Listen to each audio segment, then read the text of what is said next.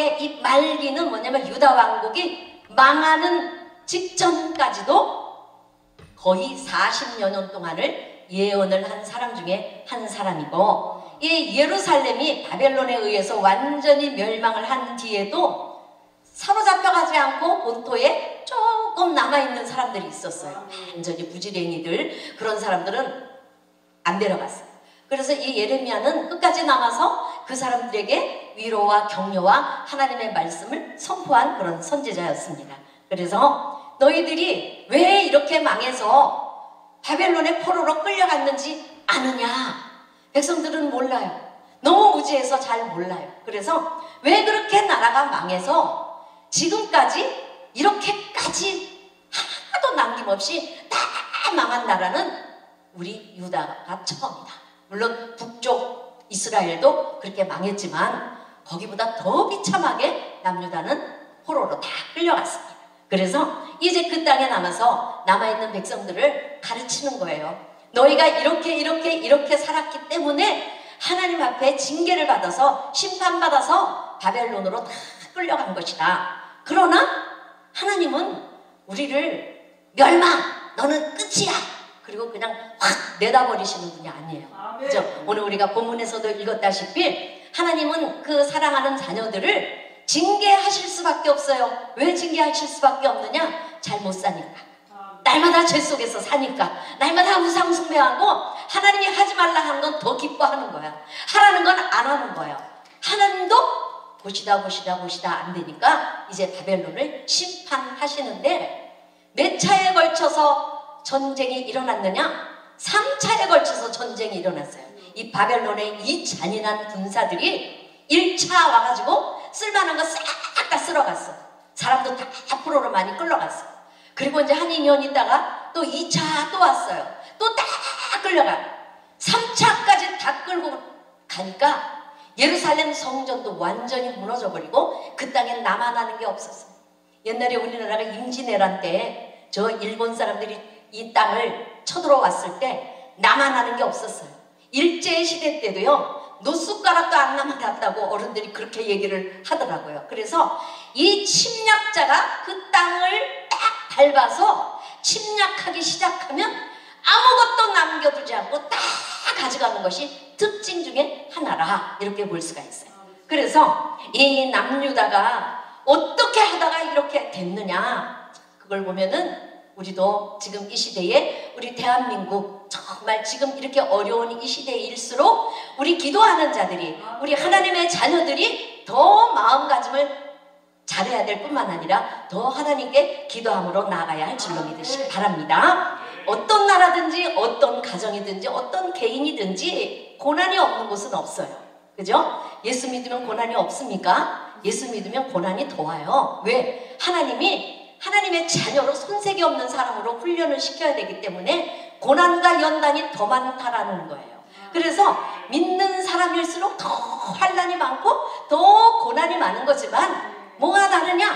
믿는 사람은 고난 뒤에 뭐가 옵니까? 고난 뒤에 꿈이 이루어지고 하나님을 만나게 되고 하나님의 사랑을 힘있게 되고 은혜를 누리게 됩니다. 그러나 믿지 않는 사람들은 고난받다 그대로 그냥 멸망되는 걸 우리 너무나 많이 봐요. 그렇죠? 그 고난이 자기가 잘못해서 죄를 지어서 오는 고난이든 마귀가 시험 줘서 유혹에 빠져서 오는 고난이든 어떤 고난이든지 간에 믿는 자들의 고난은 끝이 있다라는 거예요. 하나님이 주시는 소망이 있다라는 것입니다. 그래서 하나님은요, 이 인생에 오는 이 폭풍과 같은 이런 고난을 통해서 하나님의 뜻을 향하여 가도록 그렇게 만들어 가십니다. 하나님의 영광을 드러내도록 그렇게 만들어 가신다라는 거예요. 고난받다가 그냥 자살하고 고난받다가 그냥 감옥에서 뭐 이게 아니라 그리스도인들은 고난 뒤에 반드시 축복이 온다라는 것을 믿으시기를 바랍니다. 아멘. 그래서 하나님은 인생에게 주시는 그 고난을 통해서 각자 하나님의 자녀들이 가지고 있는 믿음의 밑바닥을 다 드러내 보이는 거예요. 우리가 교회 안에서 쫙 만나서 막 수백 명씩 수천 명씩 예배를 드리면요, 다 믿음 좋은 사람 같아요. 막 그냥 뭐 성령 충만해 보여요. 근데 고난이 딱 오면 어떻게 어떻게 저 사람이 고난을 이겨나가는가 그 모습을 보면 그 믿음의 밑바닥에 뭐가 있는지 알게 된다는 거예요. 우리는 고난을 당할 때 날마다 하나님을 바라봐야 돼요. 세상 바라보고 그러면 안 돼요. 오늘 본문의 말씀에 보니까요, 슬프다 그날이요, 그죠? 이 슬프다 그날이요 했는데 이 어떤 날이 슬픈 날입니까? 바로 바벨론이 이스라엘을 침공해서 완전 멸망시킨 그 날을 바로 슬프다 그날이요 이렇게 말하고 있어요. 그와 같이 엄청난 날이 없으리라. 그러니까 예레미야가 이 성경을 기록할 때 그 전쟁의 참상을 봤을 때 그 참상이 정말 너무 비참해서 다시는 이 땅에 이런 일은 더도 덜도 없을 것 같을 정도로 비참한 날이 바로 슬픈 그날이었다라는 것입니다. 그날은 야곱의 환난의 때가 띠미로다. 그래서 야곱은 어디를 말합니까? 이스라엘을 말합니다. 그 이스라엘이 환난을 당할 수밖에 없는 그날이 바로 언제였느냐? 하나님이 이제 더 이상 봐줄 수가 없다. 그렇게 해서 매를 대기 시작한 날이었다라는 것입니다. 이스라엘 백성들은요, 끊임없이 하나님을 거역했어요.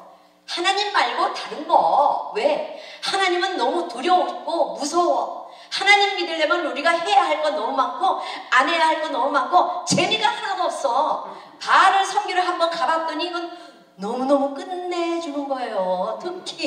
특히 바알 숭배가 다 끝나고 나면요, 그 밑에 신전에서 창기들하고 음란한 짓을 하는 거예요. 왜 그렇게 하느냐?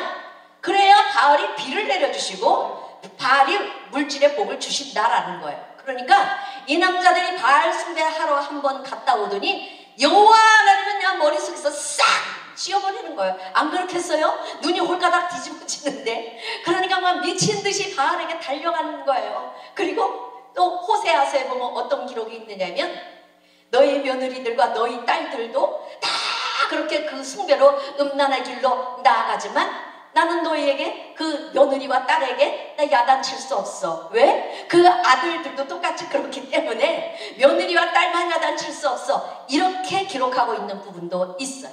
그래서 산 꼭대기마다 산당마다 산골짜기마다 다 뭘 만들었느냐?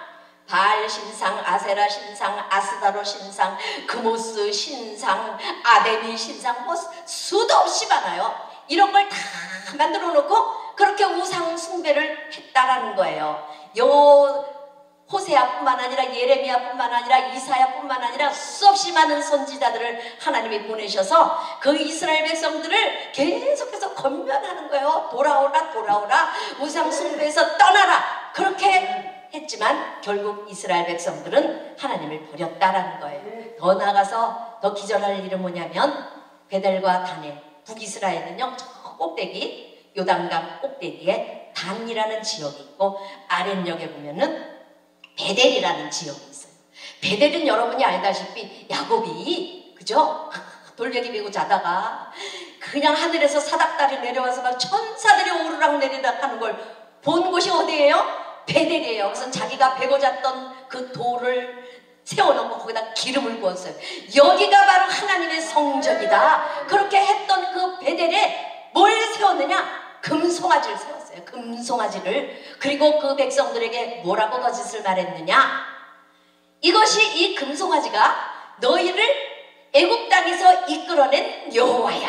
그러니까 이제부터 눈에 안 보이는 여호와가 아니라 눈에 보이는 이 금송아지 신이 여호와니까 이것만 섬기면 돼. 그러니까 무지한 백성들이 그대로 쏘가 넘어가서 그때부터 여로보암 1세 때부터 2세 3세 계속 내려가면서 그 땅에는요, 금송아지 숭배가 끊이지 않았다라는 거예요. 얼마나 기가 막힌 일인지 몰라요. 그죠? 그러나 하나님이 그 백성들을 징계하기를 기뻐하셨을까? 싫어하셨을까?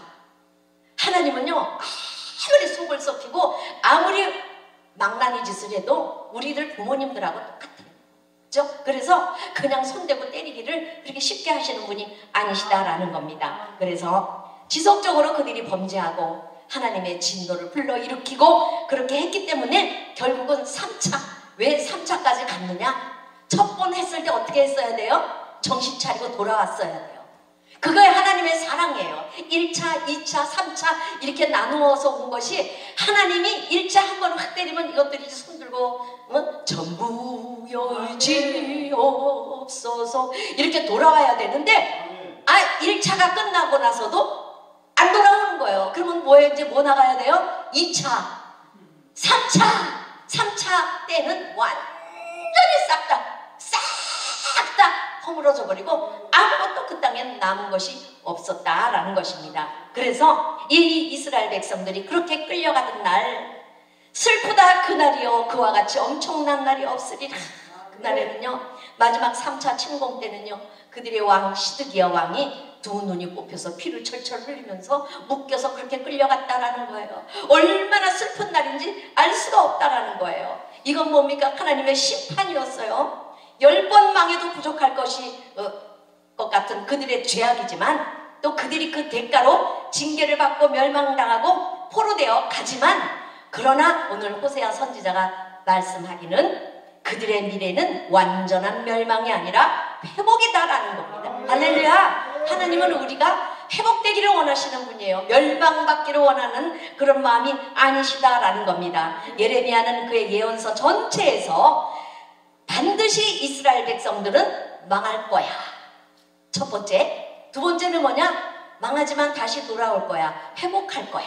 요 두 가지. 그러니까요 헷갈리는 거예요. 그쵸? 망했으면 망한 거지 어떻게 회복이 되냐. 그리고 이 이스라엘 백성들이 바벨론에 끌려가서 몇 년을 있었느냐? 70년이라는 기간 동안을 거기서 노예 아닌 노예 생활을 했어요. 왜 그렇게 했느냐? 하도 이 이스라엘 백성들이 하나님을 거부하는 원인 중에 또 하나가 뭐냐면 자기네들 살궁리를 하는 거예요.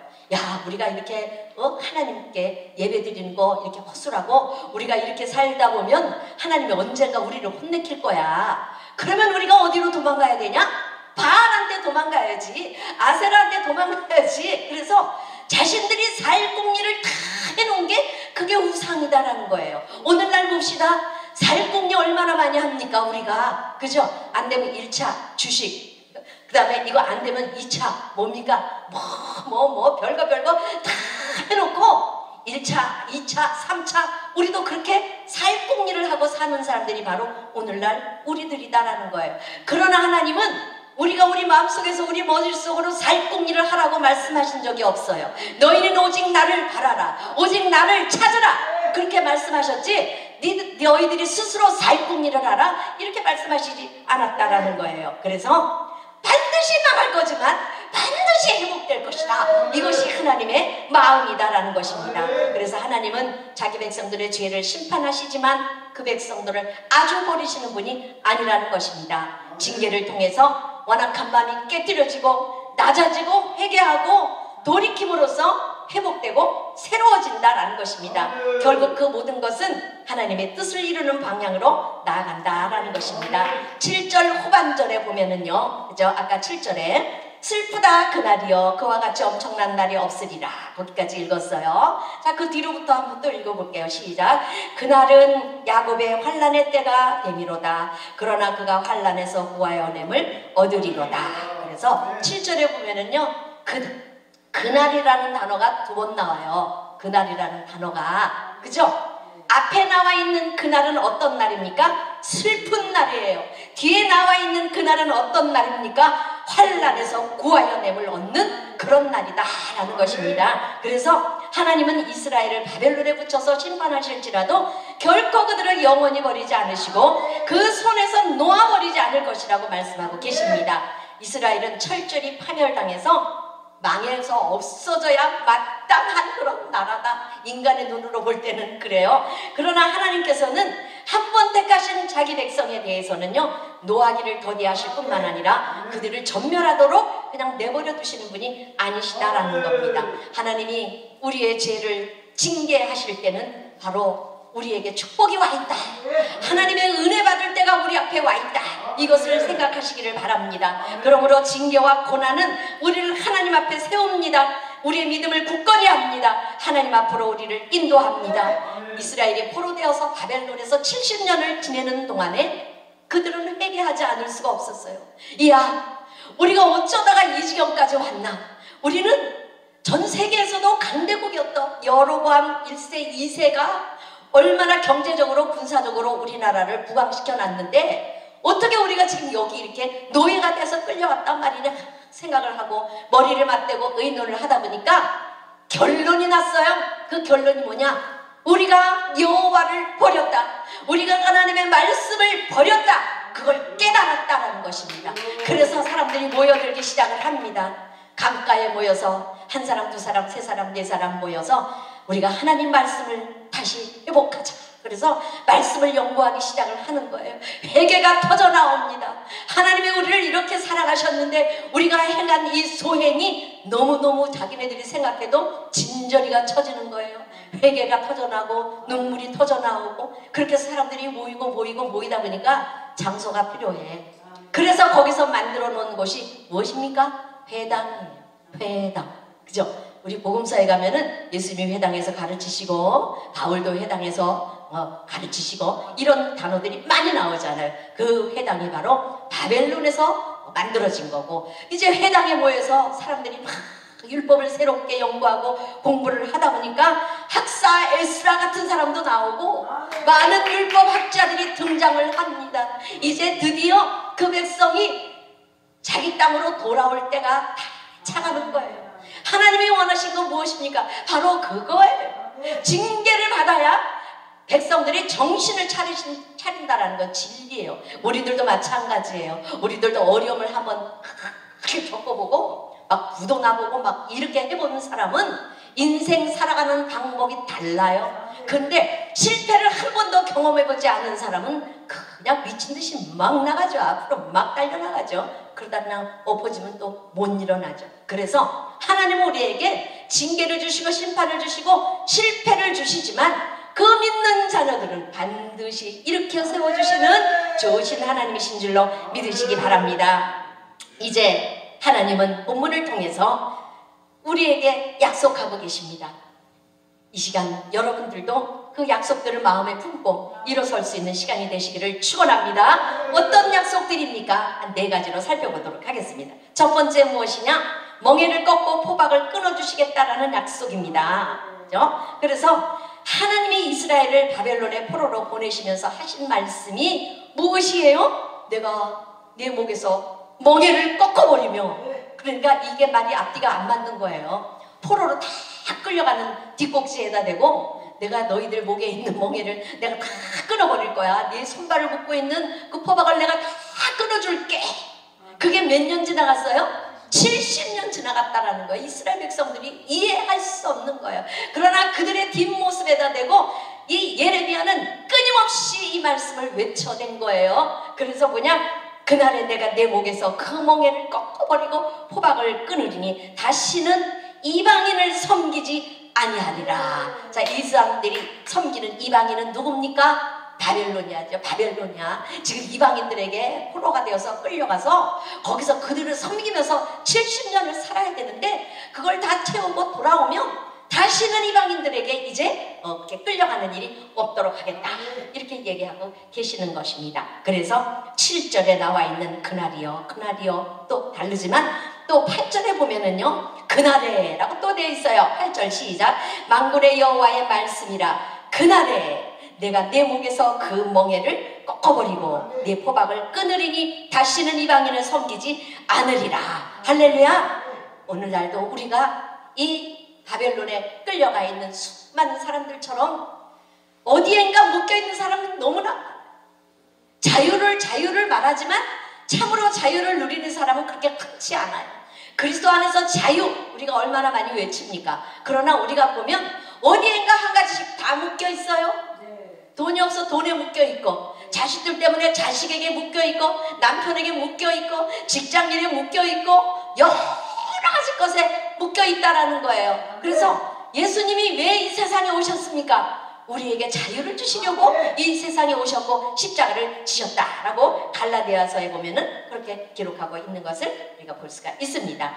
그래서 하나님의 약속은 무엇이냐? 그 만군의 여호와의 말씀, 절대로 취소되는 일이 없는 그런 하나님의 말씀은 바로 우리를 자유케 하실 것이다라는 것입니다. 여러분들 자유하십니까?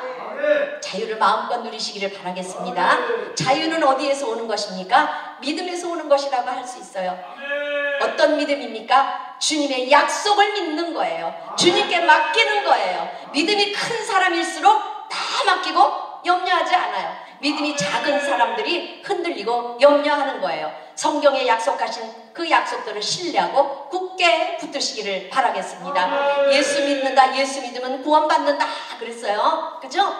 예수 믿으면 어떻게 구원받습니까? 성경에 기록되어 있는 약속의 말씀이기 때문에 예수 믿으면 구원받는다라는 것입니다. 그래서 진정으로 우리가 믿음이 작은 사람이 되지 않아야 될 줄로 믿습니다. 지금 고난으로 또는 징계로 묶여있는 사람들이 여러분들 중에 혹시 있다면 약속을 반드시 지키시는 하나님을 붙드시기 바랍니다. 큰 기적을 일으키시는 주님을 믿으시기 바랍니다. 우리가 회개하고 돌이킨다면 지금 여러분에게 매어져 있는 멍에를 꺾으시고 손과 발을 묶고 있는 그 포박을 끊으실 것을 믿으시기 바랍니다. 언제가 그때입니까? 그날에 지금이 바로 그날인 줄로 믿습니다. 지금 여기에 이 자리에서 여러분들 묶고 있는 멍에와 포박이 다 끊어지기를 축원합니다. 축원합니다. 지금 여기에 있는 여러분들이 하나님의 회복을 맞이하게 될 것을 믿습니다. 멍에는 우리 스스로가 매는 거예요. 멍에는 누가 우리 목에 강제로 갖다 묶어놓지 않아요. 마귀는 우리를 범죄하도록 유혹만 해요.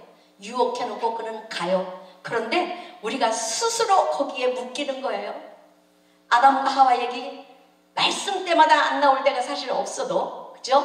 하와가 그 마귀가 유혹했어도 하나님보다 더 지혜로워질 걸 하나님이 아시기 때문에 그거 못 먹게 한 거야. 할 때 그때 벌써, 그죠? 마귀는 그거 유혹만 딱 하고 가버렸는데 하와가 스스로 보암직하고 모험직하고 스스로 유혹을 받는, 스스로 자기 멍에를 매는 거예요. 스스로 포박을 묶는 거예요.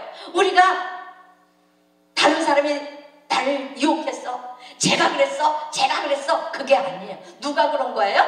내가 자신이 나를 묶는 거예요. 내가 자신이 유혹에 빠진다라는 것입니다. 그래서 마귀는 우리가 스스로 멍에를 매도록 유혹하지만 더 큰 죄를 짓도록 조종을 하는 거예요. 결국에는 마귀의 수하가 되고 마귀가 원하는 일을 하게 해서 아주 패망하게 만드는 것이 마귀가 유혹하는 것이다 라는 거예요. 그래서 그 멍에를 가지고 지옥으로 끌고 가는 것이 바로 마귀가 하는 일입니다. 결국 영원한 죽음으로 이끌고 간다는 것입니다. 그러므로 우리는 오직 우리의 멍에를 끌어주실 수 있는 분 예수 그리스도께 나아가야 할지로 믿으시기 바랍니다. 마태복음 28장 11절에 보면은요, 수고하고 무거운 자들아 다 내게로 오라, 내가 너희를 편히 쉬게 하리라. 아멘. 오늘 여기서 보면은요, 수고하고 무거운 짐진 자들아 다 어떻게 하라 그랬어요? 내게로 오라 그랬어요. 무거운 짐진 자들아 너 거기서 짐을 내려놓아 이렇게 말씀하신 게 아니라 뭐라고? 내게로 오라라는 거예요. 왜? 그 짐은 짐진 자들이 스스로 끌어낼 수가 없는 것이기 때문에 우선은 하나님께로 나아가야 한다는 것입니다. 할렐루야. 결코 우리 힘으로는 내려놓을 수 없기 때문에 다 내게로 오라, 내가 너희를 편히 쉬게 하리라 이렇게 말씀하시는 거예요. 그 대신에 그 사탄이 주는 그 멍에, 그 유혹의 멍에를 주님이 끌어주신 다음에 자유야 자유. 우리 인간은요 그렇게 그냥 막 이런 자유를 주면 어떻게 합니까? 방종하고 그쵸, 나가서 그냥 막 삽니다. 그렇기 때문에 우리는 어딘가 묶여 있어야 되는데 누구에게 묶여 있어야 됩니까?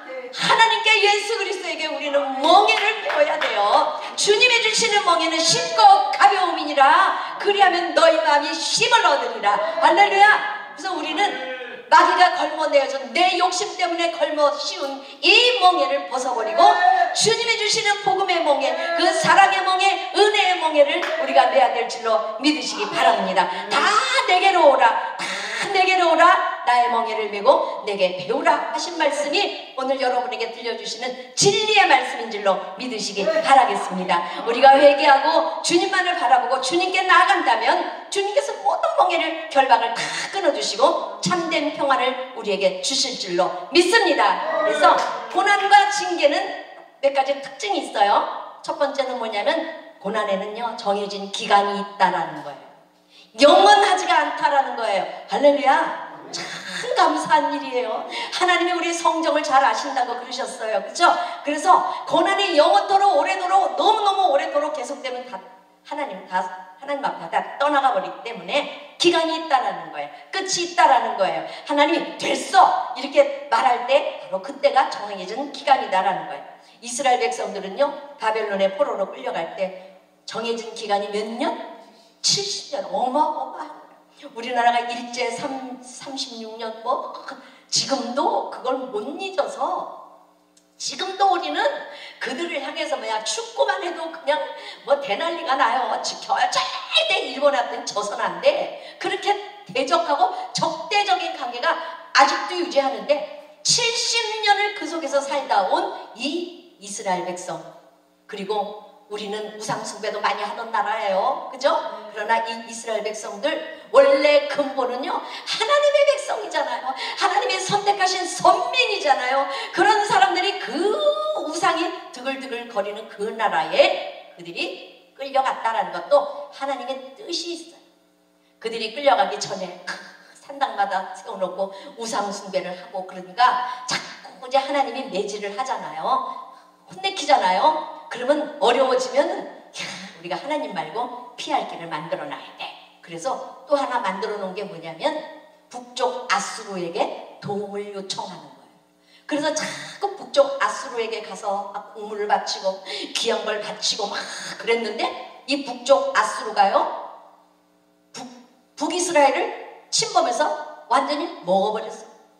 그러니까 뭐예요? 도와주세요 도와주세요. 이게 뭐예요? 약점을 보인 거예요. 그래서 완전히 먹어버리고 북이스라엘은 남유다보다 130년이나 먼저 멸망을 해버렸어요. 그런데 이 또 남유다는 또 어떻게 하느냐?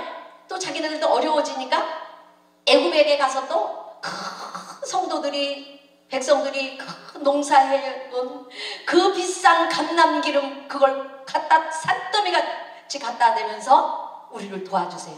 저 북아수르가 아무래도 우리 남유다도 엿보는 것 같아. 넘보는 것 같아. 그러니까 전쟁 나면 애굽 당신들이 우리 좀 도와주세요. 그런데 하나님이요 절대 이스라엘 백성들에게 명령하신 게 있어요. 뭐냐? 절대 애굽에는 내려가지 마라. 왜 그랬어요? 그 백성이 애굽에서 탈출해 올 때 430년을 노예 생활을 하다가 하나님이 엄청난 기적을 일으키셔서 그들이 거기서 빠져나왔는데 아니 바보들이 애굽에 가서 도와주세요. 이게 말이나 됩니까? 하나님 절대 가지 말라고 그랬어요. 근데 정말 아수르가 쳐내려왔을 때 이 애굽이 그들을 도와주지 않았어요. 요만큼도 도움을 주지 않았다라는 거예요. 그러다 보니까 하나님이 그래? 니들 그렇게 손 내밀고 도와달라고 그렇게 노예짓 하는 거 그렇게 좋아? 그게 그렇게 그리워 또 애굽에 내려갔어? 그러면 애굽보다 10배로 더한 바벨론에 내가 포로로 니들을 보내줄게. 그냥 그 이방 바벨론에 하나님이 그들을 포로로 보내셨다라는 거예요. 모든 고난에는 하나님의 다 뜻이 있다라는 것입니다. 그래서 우리는 정말 그 고난이 끝나는 날이 있다라는 걸 기억하여서 그날이 이르도록 날마다 부르짖고 기도해야 될 줄 믿습니다. 두 번째 또한 이 멍에와 결박은 우리 힘으로는 꺾을 수 없다라는 것이 특징입니다. 8절에 한번 보겠습니다. 8절에 시작. 그날에 내가 네 목에서 그 멍에를 꺾어버리며 네 포박을 끊으리니 그날에 누가? 내가 하나님이. 그래서 아무도 해결해 줄 수가 없어요. 오직 하나님만 하실 수 있다라는 거예요. 똑같은 말씀이 어디에 있느냐 하면 나훔에 있어요. 나훔. 우리 많이 공부하지 않지만 나훔서 구약성경 이거는 소선지서예요. 나훔서 1장 13절에 보면은 이제 너에게 지운 그 멍에를 내가 깨뜨리고 내 결박을 끊으리라. 똑같은 말씀이 이렇게 서로 다른 예언서에 기록되어 있다는 거예요. 오직 하나님만 하실 수 있습니다. 모든 것은 하나님의 손에 있다는 것입니다. 사람의 손을 구하지 말고 하나님의 손을 구하시는 여러분들 되기를 바랍니다. 우리가 아무리 고난 중에 있어도 절대 고난 중에 있을 때일수록 더 하나님을 바라보고 하나님을 신뢰해야 한다는 거예요. 고난 중에서 하나님이 잊어버리면 어떻게 됩니까? 끌려가는 거예요. 망하는 거다라는 것입니다. 우리가 주님께 긍휼히 여김을 받고 예수님을 진실하게 믿고 악한 것들로부터 다 떠나면 하나님께서 우리에게 주시는 가장 큰 축복이 자유인 줄로 믿으시기 바랍니다. 큰 두 번째, 하나님이 우리에게 주신 약속은 8절과 9절에 다 있어요. 자, 8절 끄트머리 보면은 다시는 이방 사람을 섬기지 아니하리라. 그죠? 이방 사람은 누구라 그랬어요? 바벨론이라 그랬어요. 9절에 보니까 그들은 그들의 하나님 여호와를 섬긴다. 다시는 이방인들을 섬기지 않는 대신에 누구를 섬긴다? 여호와를 섬긴다. 또 그 다음에 내가 그들을 위하여 세울 그들의 왕 누구를 섬기리라? 다윗을 세우리라. 그런데 다윗은요, 이 예레미야서가 기록되기 훨씬 전에 죽은 사람이에요. 근데 무슨 이제 와서 다윗을 섬긴다고 그래? 그게 아니고 이 예언서는 시편하고 똑같아요. 의미를 품고 있다라는 거예요. 다윗을 섬긴다라는 것이 어떤 것이냐? 다윗의 뿌리에서 나오실 우리 주 예수 그리스도를 섬기게 될 것을 말해주고 있는 줄로 믿습니다. 그래서 정말 자신들을 압제하고 착취하던 바벨론에 의해서, 그 권세에 의해서 벗어나서 자유를 주시는 그 예수님을 섬기게 될 것이다 라는 것을 말씀해주고 있는 것입니다. 그러므로 그리스도께서 우리를 모든 결박에서 자유케 해주실 뿐만 아니라 우리에게 참된 평안을 주신다라는 것입니다. 그래서 9절에 보면은요, 세월 그들의 왕 다윗을 섬기리라. 이거는 예언 중에서도 아주 큰 예언이에요. 혹시라도 섬길지도 몰라, 이게 아니라 섬기리라 이렇게 말하고 있는 거예요. 그래서 세상 쾌락과 돈에 얽매이지 말고, 하나님 아닌 다른 썩어질 것에 얽매이지 말고, 세상 속에서 허우적거리지도 말아야 되고, 그 모든 결박을 하나님이 끌어주실 수 있도록 그 짐을 지고 하나님께 나와야 될 줄로 믿으시기 바랍니다. 이제 여러분들의 마음속에 내 계획이나 내 생각, 그거 너무 주장하지 마세요. 내 계획과 내 생각이 항상 옳지만은 않아요. 먼저 하나님께 기도함으로 하나님의 생각과 하나님의 뜻을 구할 수 있는 여러분들이 다 되시기를 바랍니다. 염려하고 근심하고 걱정하고 시기와 질투, 이 모든 것들을 다 사로잡아서 그리스도의 십자가에 다 못 박아 버리시기를 축원합니다. 축원합니다. 우리는 하나님의 자녀들이며 그리스도의 종들입니다. 우리가 매여야 할 분은 오직 예수 그리스도 한 분이신 줄로 믿으시기 바랍니다. 여러분들이 그리스도의 종이라는 사실을 감사함으로 여기시기를 바라겠습니다. 세 번째는 하나님이 주신 약속 10절에 보니까요, 두려워하지 말라, 놀라지 말라 그러면서 뭘 약속했느냐? 다시 태평과 안락을 주실 것이다, 이렇게 약속하고 계시는 겁니다. 그래서 하나님의 약속 앞에마다 8절에도 보면은 만군의 여호와의 말씀이라, 그죠? 10절에도 여호와의 말씀이라, 11절에도 여호와의 말씀이라. 이건 하나님이 하신 언약이고 약속이고 신실하고 하나님이 절대 약속을 지키시는 분, 그 이름이 뭡니까? 여호와. 여호와라는 이름은 약속을 지키시는 하나님이시다, 스스로 있는 자이시다, 그런 의미도 있지만 약속의 하나님이시다, 그런 의미가 있다라는 거예요.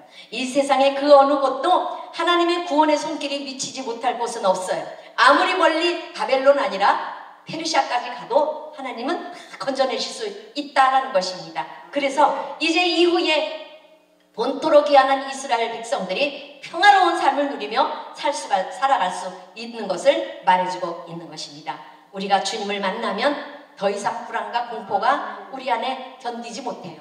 주님이 내 안에서 역사하시기 시작하면 질병이 깨끗이 치료될 줄로 믿습니다. 물질적 어려움이 해결될 줄로 믿습니다. 앞날의 불안에서 해결될 줄로 믿습니다. 우리의 갈 길을 가로막고 있는 모든 환경의 모든 무거운 문들이 다 깨뜨려질 줄로 믿습니다. 이사야서 45장에 보면 내가 너희보다 앞장서 가면서 험한 것을 다 평탄케 하고 논문을 쳐서 부수고 세빗장을 꺾어주실 것이라고 말씀하셨습니다. 그것이 어떻게 일어납니까? 우리가 하나님을 믿을 때, 하나님 앞에 나와서 우리가 무릎 꿇고 기도할 때 하나님께서 그렇게 사용해 주실 것이다 라는 것입니다. 그러므로 하나님께서는 멍에를 보고 먼 곳으로 쫓겨난 그 이스라엘 백성들이 다시 돌아오게 하십니다. 3차에 걸쳐서 끌려갔어요.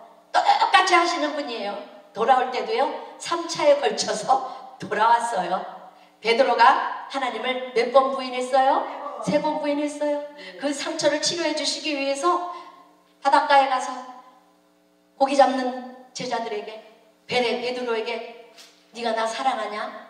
네가 여기 있는 이 사람들보다 나를 더 사랑하냐? 몇 번 물으셨어요? 3번 물으셨어요. 우리 하나님은요 그대로 갚으시는 분이시다라는 거예요. 그래서 끌려갈 때 3차에 끌려갔는데 돌아올 때도 3차에 걸쳐서 그렇게 돌아왔다라는 것입니다. 그래서 그리스도께서 십자가에 죽으심으로 우리의 결박을 다 끌어주셨고, 그러므로 굳건하게 서서 다시는 종의 멍에를 매지 말아라, 이렇게 갈라디아서 5장 1절에 신신당부하고 있는 것을 볼 수가 있습니다. 마지막 4번째는요, 멸망치는 않을 것이지만 죄에 대하여는 징계하리라.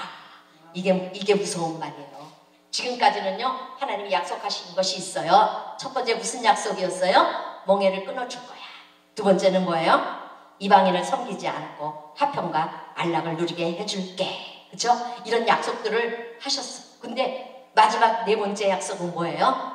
멸망시키지는 않아. 다시 회복시키고 다시 돌아오게는 하겠지만 반드시 시시비비를 가려서 죄와 벌을 내리시겠다. 바로 그런 의미가 있다라는 거예요. 하나님이 함께 하심으로 이스라엘을 구원하시고 그것을 약속하고 있지만, 하나님이 여호와의 말씀이니라, 내가 너와 함께 있어 너를 구원할 것이다.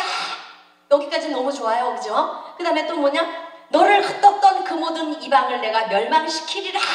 바벨론을 다 멸망시키신다라는 거예요. 참 이거는요 우리 평생에도 이렇게 되기를 소원할 때가 너무 많아요. 그냥 직장에 가도 그냥 그 상사, 그 팀장인지 뭔지가 그냥 얼마나 나를 볶아대는지 원수 같을 때가 있어요, 정말. 그런데 내 힘으로 대들면 어때? 옷 벗고 나와야 되는 거예요. 집사람 아이들 생각하면 못 나와요. 그리고 버티고 있다 보니까 하나님 저놈 좀 어떻게 해주세요. 그쵸?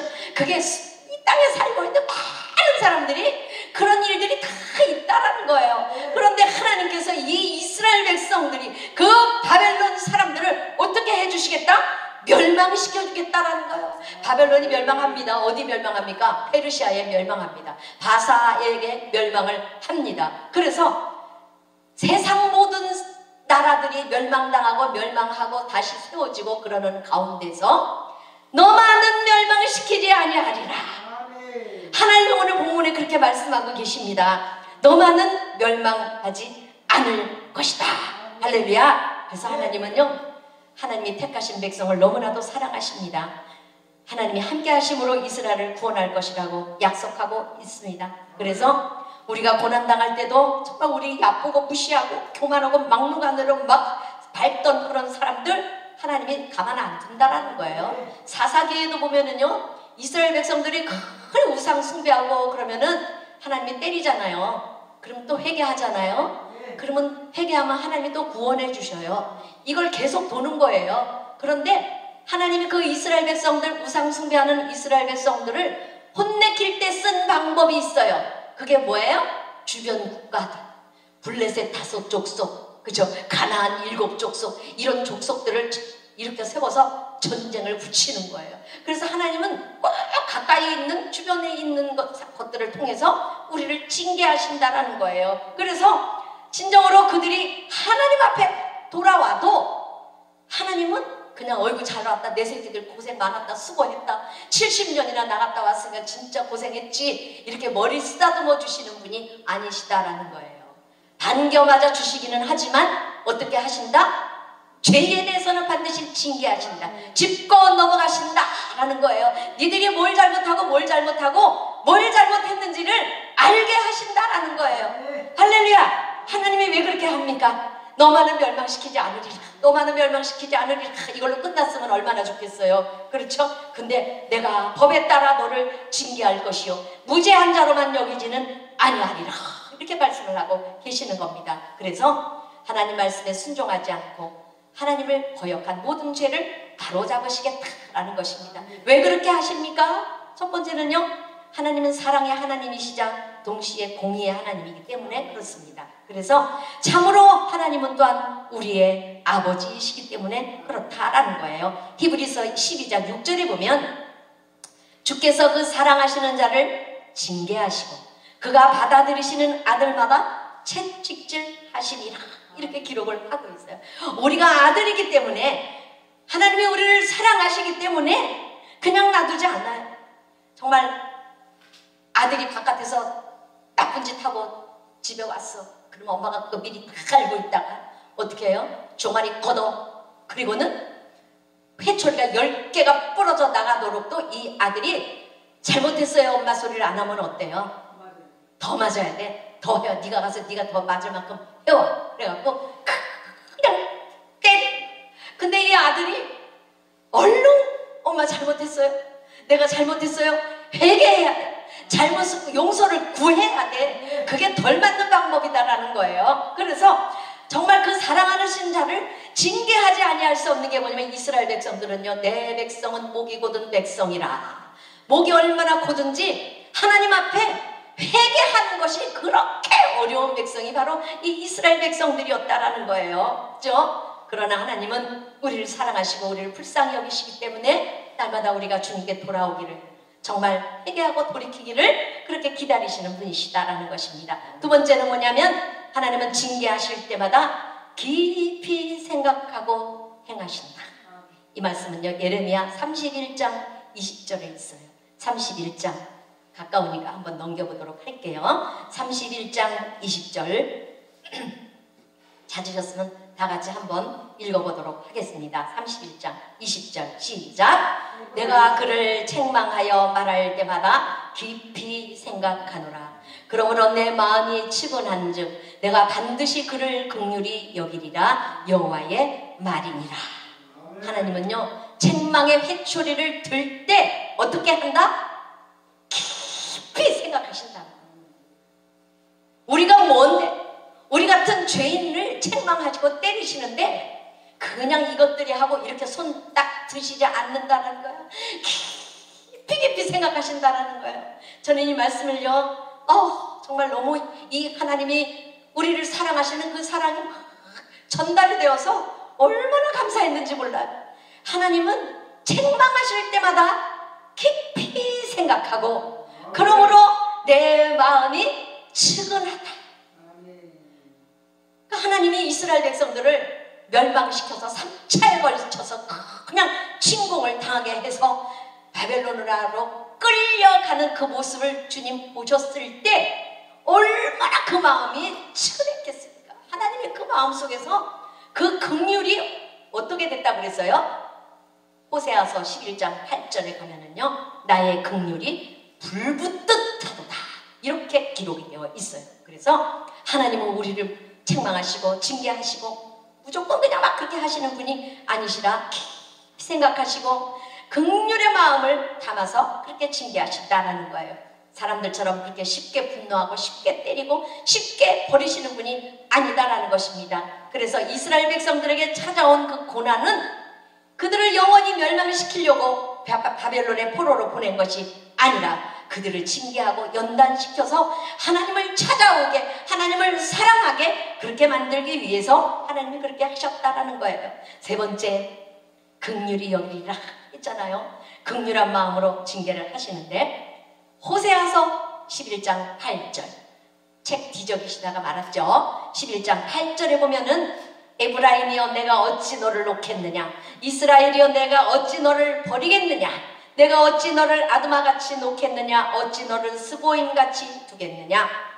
이건 무슨 소리냐면 나 절대 너를 놓을 수 없어, 나 절대 너를 버릴 수 없어. 근데 아드마와 같이 스보임같이, 아드마와 스보임은 어디냐? 소돔과 고모라 성이 멸망할 때 그가 같이 멸망된 아주 작은 성읍들이에요. 이름도 없이 그렇게 망해버렸다라는 것입니다. 그러므로 내 마음이 내 속에서 돌이키어 나의 긍휼이 온전히 불붙듯 하도다. 하나님이요, 이스라엘 백성들이 막 바벨론의 말발굽에 짓밟히고 막 피 흘리고 죽어갈 때 막 어린아이들 다 죽고 아이된 여자들이 막 배가 다 그냥 이런 걸 보실 때 하나님의 마음이 어땠다? 내 속에서 이미 돌이키셨다.